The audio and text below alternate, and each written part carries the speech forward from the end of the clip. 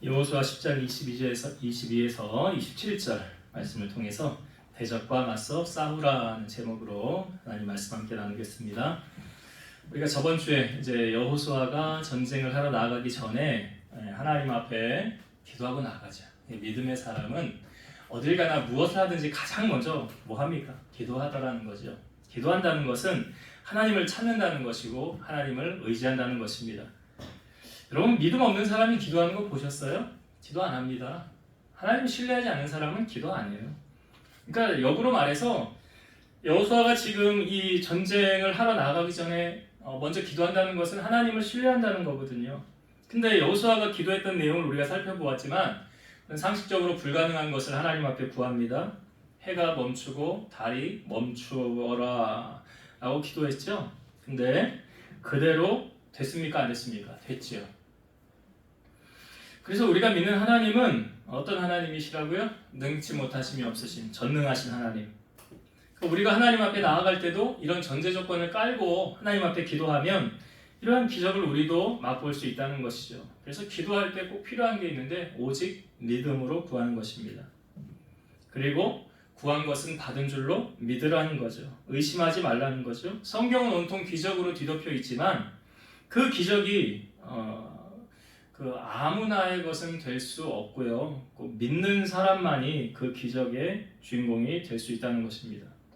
그래서 믿음의 눈으로 하나님을 바라보는 자만 그 하나님의 살아계신 은혜를 체험할 수 있다는 거죠. 그리고 사람의 목소리를 하나님이 들으셨다라고 말씀하시잖아요. 그 말은 여호수아의 말만 듣는다는 것이 아니라 오늘 우리가 하고 있는 우리의 삶 속에 우리 마음에서 나오는 모든 말을 하나님이 다 들으신다는 거죠. 듣는 것으로 끝나는 것이 아니라 너희의 말이 하나님의 귀에 들린 대로 하나님께서 시행하신다라고 말합니다. 그래서 우리가 야고보서 말씀해 보면 배를 움직이는 게 뭐냐? 작은 키라고 그랬죠. 운전대. 자동차도 작은 운전대로 움직이지 않습니까? 그런 것처럼 사람의 이 혀가 그 사람을 움직인다라고 말하죠. 그래서 말에 실수가 없는 사람이면 온전한 사람이라. 우리가 그 말로 복록을 누린다고 합니다.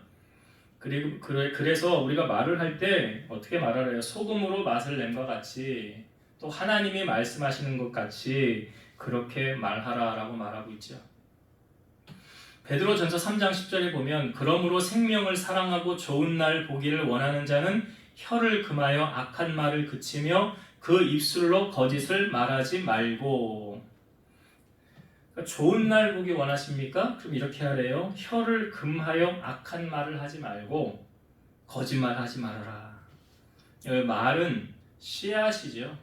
그래서 그것이 심기어져서 열매로 나타날 때에 좋은 말은 좋은 열매를 맺고요. 나쁜 말은 나쁜 열매를 맺습니다. 포도나무에서 무화과를 못 따는 것처럼 그 사람에게 맺혀지는 그 열매는 그 사람이 어떤 말을 하느냐에 따라서 그렇게 맺혀진다는 거죠. 그래서 우리 사랑하는 성도들의 삶 속에는 이런 아름다운 열매, 선한 열매가 풍성히 맺혀지길 바랍니다. 그러니까 저번 주에 우리 나누었고요. 오늘 말씀은 여호수아가 이제 전쟁터에 나가서 승리를 하게 되죠.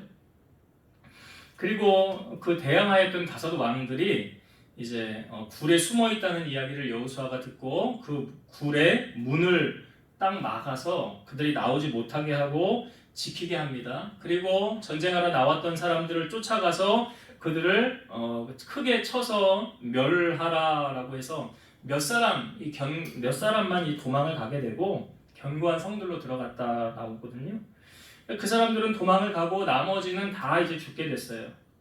그리고 여호수아가 이제 그 다섯 왕들을 이제 끌어냅니다. 이제 이 다섯 왕들은 이제 포로잖아요. 포로입니다.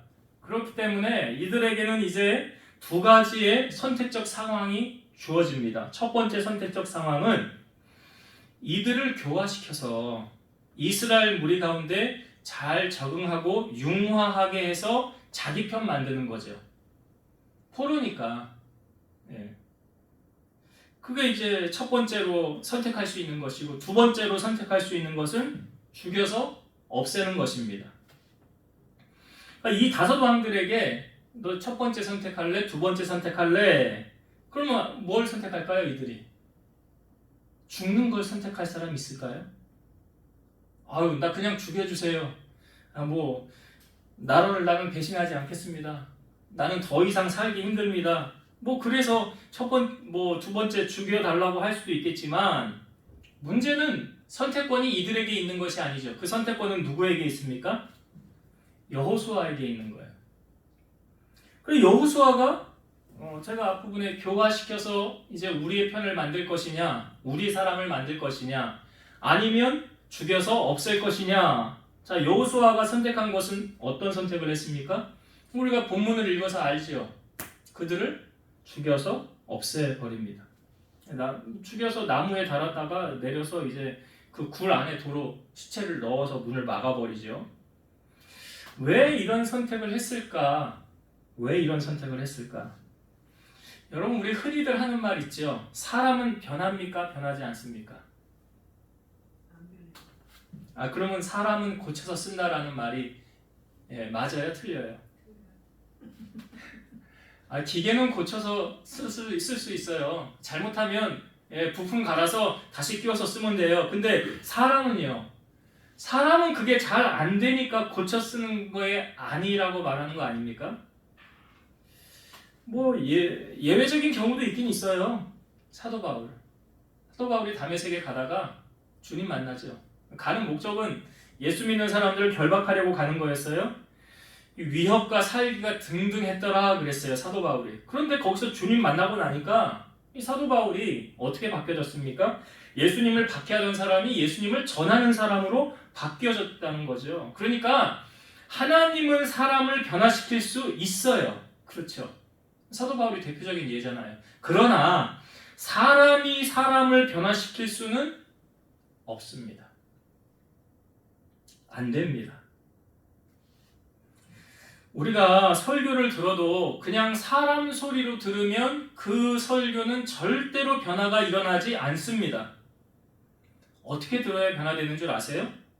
지금 목사님을 통해서 하나님이 나에게 말씀하고 계시는구나 라는 하나님의 음성으로 받아들여야 그 사람이 변화가 되어집니다.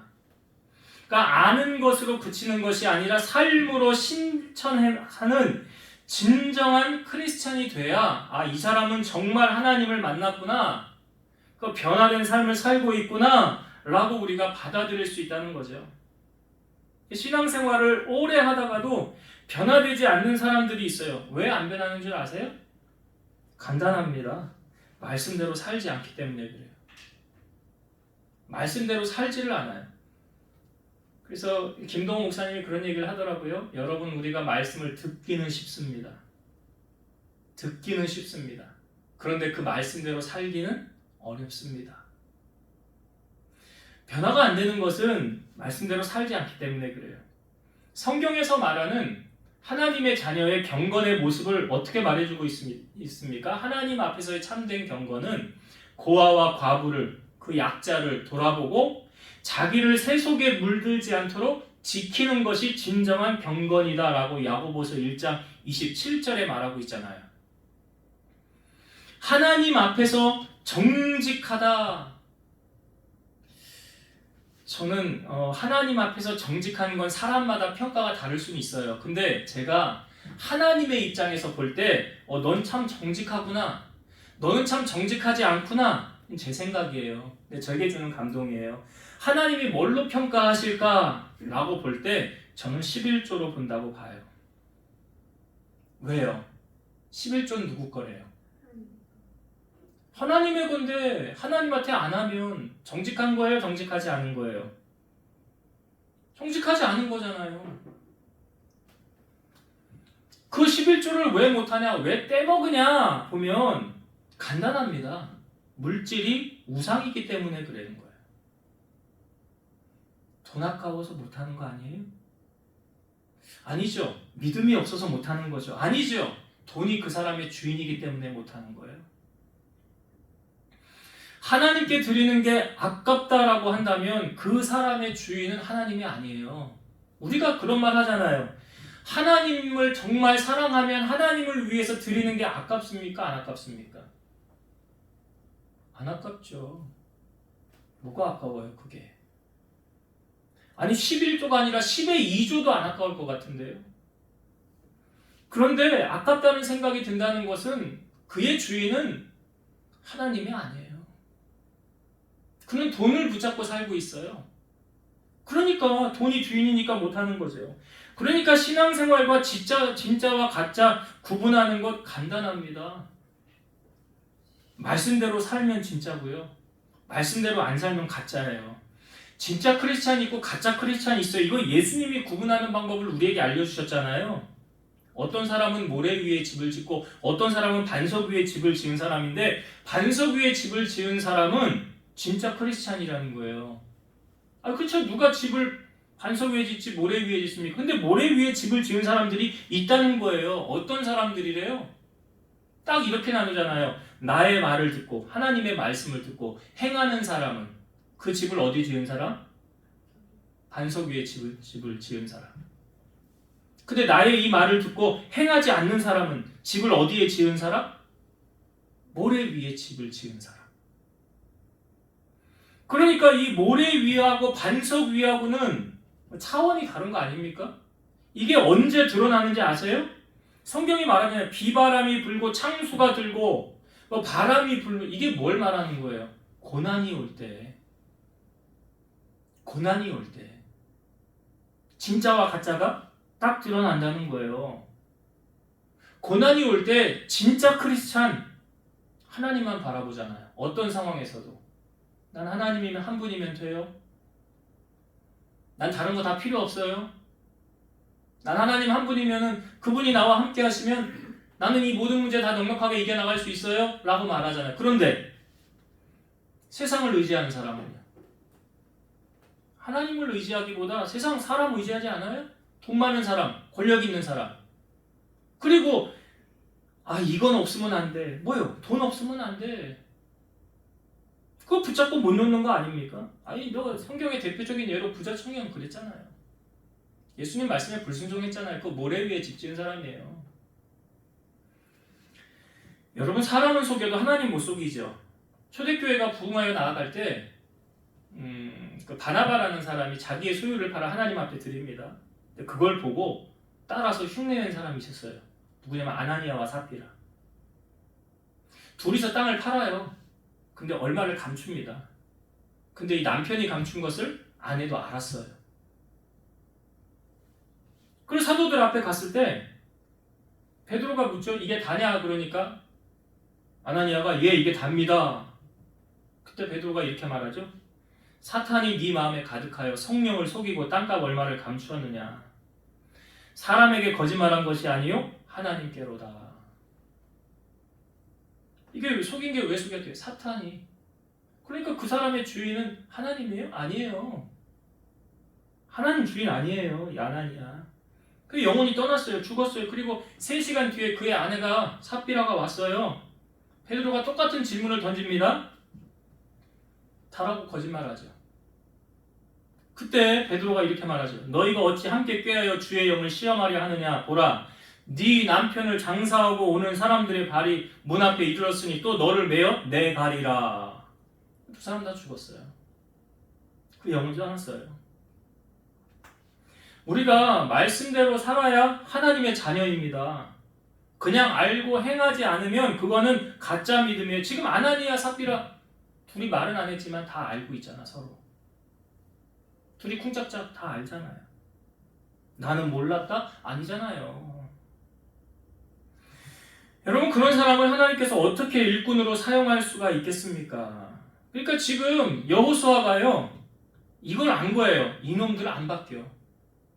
이놈들 내가 교화시켜서 다시 우리 사람으로 쓰려고 해도 절대로 안 바뀌어. 이놈들은. 그걸 아니까 어떻게 한 거예요? 죽인 거예요.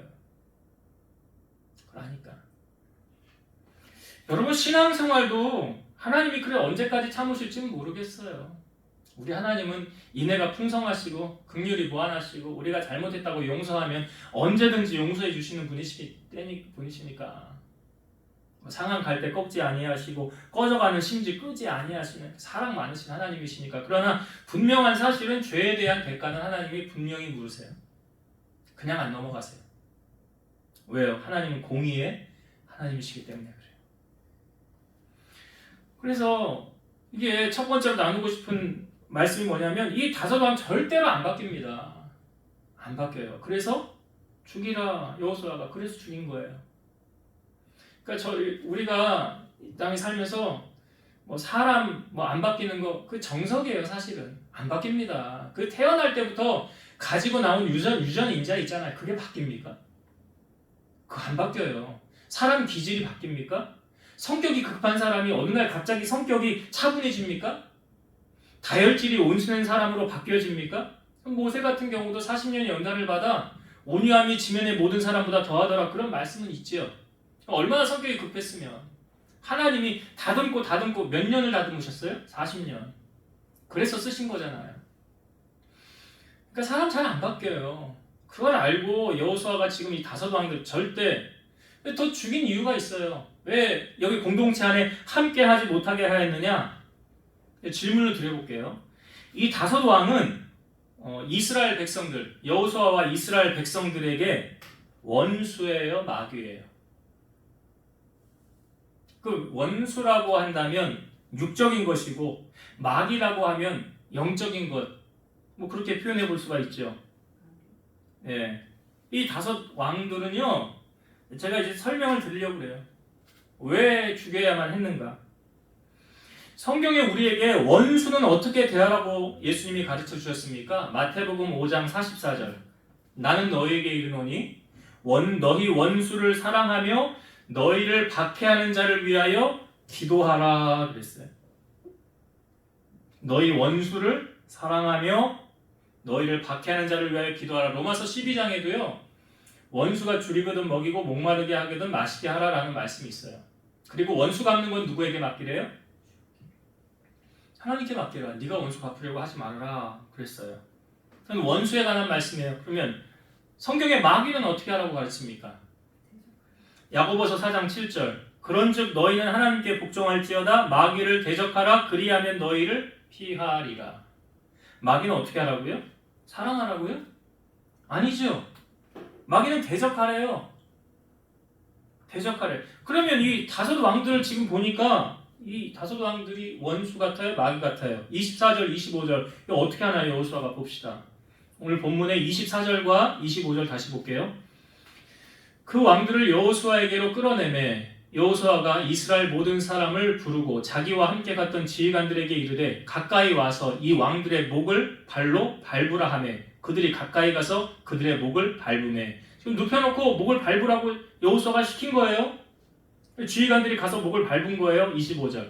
여호수아가 그들에게 이르되 두려워하지 말며 놀라지 말고 강하고 담대하라. 너희가 맞서서 싸우는 너희 대적에게 여호와께서 다 이와 같이 하시리라 하고. 그들을 두려워하지 말라라고 말하고 맞서서 싸우라라고 말하고 있죠. 그리고 그 대적들을 여호와께서 다 이와 같이 하시리라. 자, 여러분 여호와의 반대편에 서면 그들은 어떤 무리들이에요? 악한 무리들이잖아요. 마귀잖아요. 그러면 마귀에게 동정심을 가지면 돼요? 안 돼요? 마귀 아이고 불쌍해라 저 마귀 하면서 불쌍히 여기고 동정심을 가져야 됩니까? 오늘 여호수아가 그렇게 대합니까? 아니죠. 아니에요. 마귀한테는 그렇게 하는 거 아니에요. 마귀는 어떻게 하래요?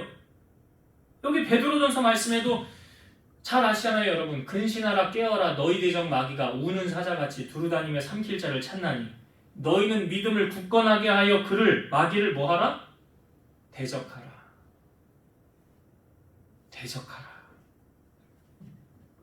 여호수아를 통해서 지금 우리가 이 땅에서 싸우는 이 영적 싸움 어떻게 싸워야 하는지를 지금 알려주고 있죠. 우리의 싸움이 어떤 싸움이에요, 여러분? 혈과 육에 대한 싸움이 아니라고 그랬어요, 성경에. 에베소서 6장 11절. 마귀의 관계를 능히 대적하기 위하여 하나님의 전신갑주를 입으라. 이게 뭔 말이냐? 이게 마귀가 하는 일인가?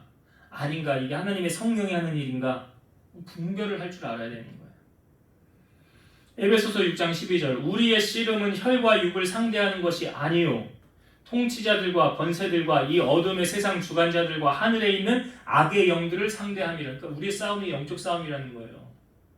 영적 싸움. 그 영적 싸움에서 이기기 위해서 우리가 갖춰야 될 것이 무엇입니까? 에베소서 6장 13절 그러므로 하나님의 전신갑주를 취하라. 이는 악한 날에 너희가 능히 대적하고 모든 일을 행한 후에 서기 위함이라. 하나님 전신갑주를 입고 대적하래잖아요. 그래서 어떻게 진리의 띠를 띠고 의의 호심경, 평안의 복음에 예비한 신발, 믿음의 방패, 구원의 투구, 마지막으로 무기, 성령의 검, 하나님의 말씀. 여러분들이 지금 말씀 앉아서 듣는 거예요. 이 무기를 장착하는 시간이라고요. 악한 세상에 나가서 무기가 있어야 싸우잖아요. 그때 내 안에 지금 무기를 저장하는 시간이라고요. 휴대폰 배터리 다 방전되면 못 쓰잖아요. 어떻게 그럼 충전해야 되잖아요. 지금 충전받는 시간이라고 하나님의 능력을. 이 능력을 공급받아야 세상에 나가서 영적 싸움으로 승리할 수 있다는 거예요. 그러니까 영적 시각을 알아야 이 모든 문제를 바라보는 안목이 있다는 거예요. 분별을 해야 된다는 거죠. 그래야 이것은 사랑해야 되는지 이것은 대적해야 되는지 구분을 할 수가 있어야 된다는 거예요. 이건 마귀가 하는 일인지 하나님의 성령이 하는 일인지 모르면 구분이 되겠습니까? 알아야 되잖아요. 여호수아가 지금 이렇게 강력하게 하는 것은 왜요? 이들은 악한 마귀의 대적들이고 여호와의 반대편에 섰으면 그거 어떻게 품을 수가 있습니까? 안 되잖아요. 빛과 어둠이 그리스도와 벨리알이 어떻게 같이 멍에를 맬 수가 있겠어요? 안 되는 거예요, 절대. 그걸 우리가 사는 세상에서도 동일하게 일어나고 있다는 사실을 이 여호수아를 통하여 지금 알려주고 있잖아요. 그래서 그 반대편에선 하나님의 대적들을 향하여는 어떻게 해야 되느냐? 동정심 갖는 거 아니죠. 어떻게 죽이잖아요, 여호수아가. 죽이고 나무에 시체를 매달아 놨다가 그 굴 안에 다 돌여놓고 문을 닫아버리지 않습니까? 그게 오늘까지 있더라라고 성경에 표현되어져 있잖아요. 그러니까 때로는 여러분 하나님이 우리에게 사랑의 손을 펼 때도 있지만 심판을 하실 때는 이렇게 하나님이 두려우신 심판하시는 하나님으로 우리에게 보여주고 있다. 근데 그러니까 성경에 하나님이 크리스찬들 하나님의 자녀들을 향하여는 진노하지 않으시고 하나님을 모르고 반대하고 비방하는 자들을 향하여 그들에게 하나님이 진노하신다. 성경이 말하고 있잖아요.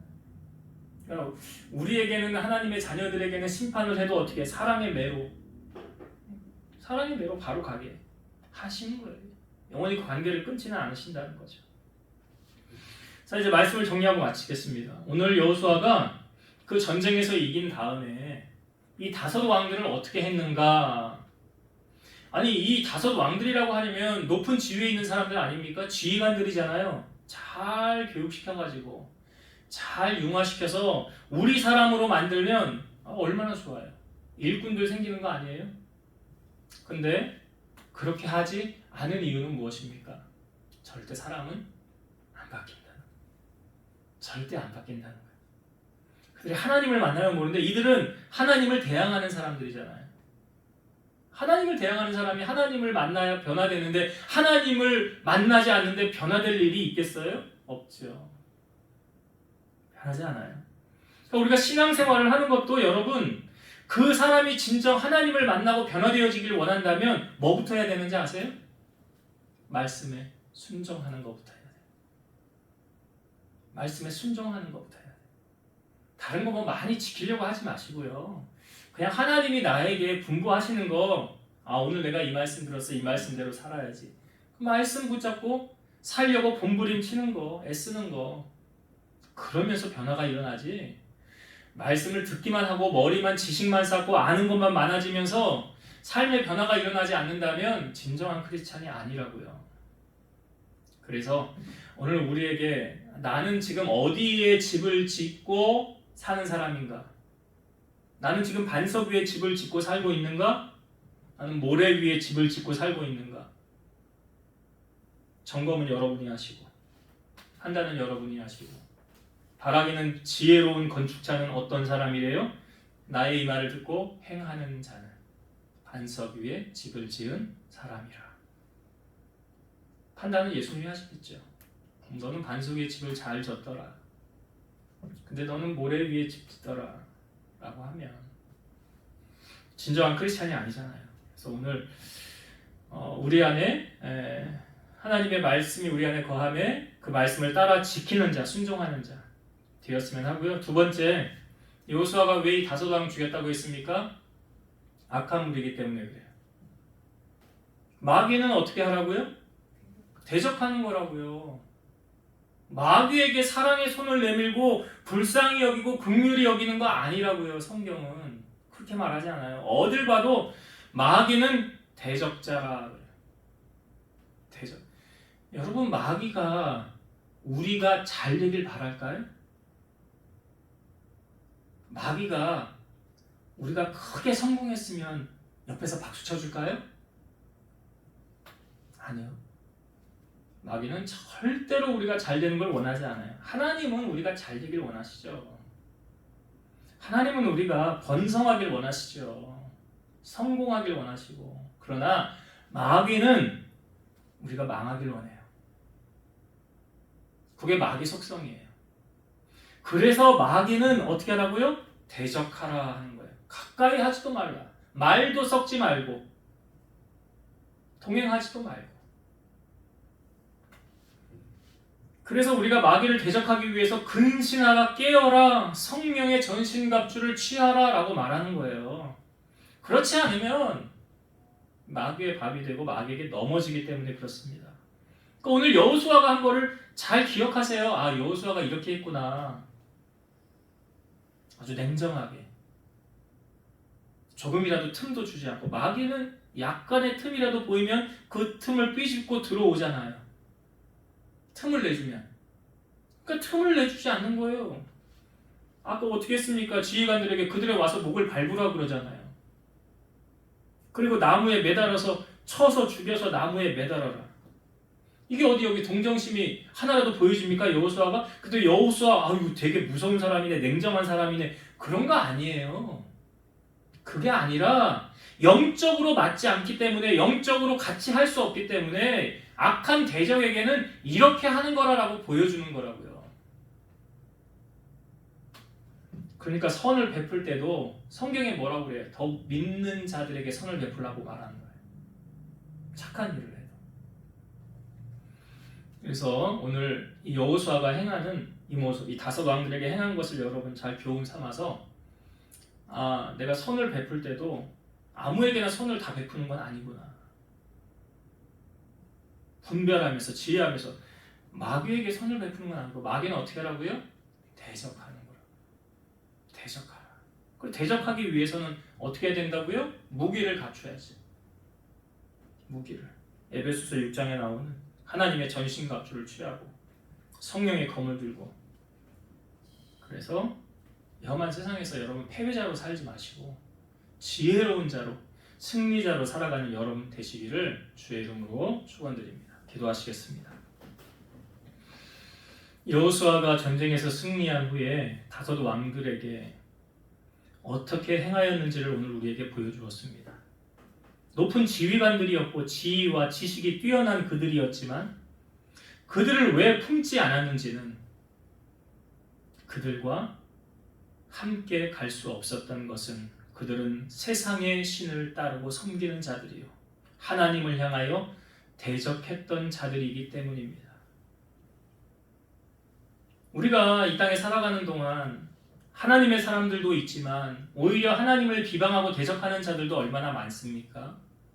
그들을 향하여 우리가 조롱을 당하고 무시를 당하는 그런 크리스찬이 아니라 떳떳하고 당당할 수 있는, 그래서 잘 분별하여 마귀는 대적하고 원수는 사랑하되 주님의 사랑으로 품는, 그래서 저희들의 삶이 될 수 있도록 잘 분별할 수 있는 지혜와 또한 은혜를 더디켜 주시옵소서. 험한 세상 주님이 오실 날이 멀지 않은 시대 속에서 정말 저희들은 지혜로운 건축자처럼 반석 위에 집을 지은 자처럼 살아가길 원합니다. 오늘도 우리에게 하시는 하나님의 말씀 한 귀로 듣고 흘리지 않게 하시고 내게 주시는 하나님의 말씀 잘 새겨서 그 말씀 붙잡고 순종함을 통하여서 변질된 신앙인이 아니요 정말 하나님을 사랑하는 크리스찬의 모습을 우리가 보이고 하나님 앞에 인정받으며 살아가는 우리 성도들이 다 되게 하여 주옵소서. 이제는 우리를 모든 죄악 가운데서 구속하신 예수 그리스도의 은혜와 하나님의 사랑하심과 성령님의 내주 교통 인도 역사 충만케 하심이 사랑하는 성도들 머리 위에 저들 가정 위에 이 제단과 나라와 민족 위에 이제로부터 영원토록 함께 있을지어다. 아멘.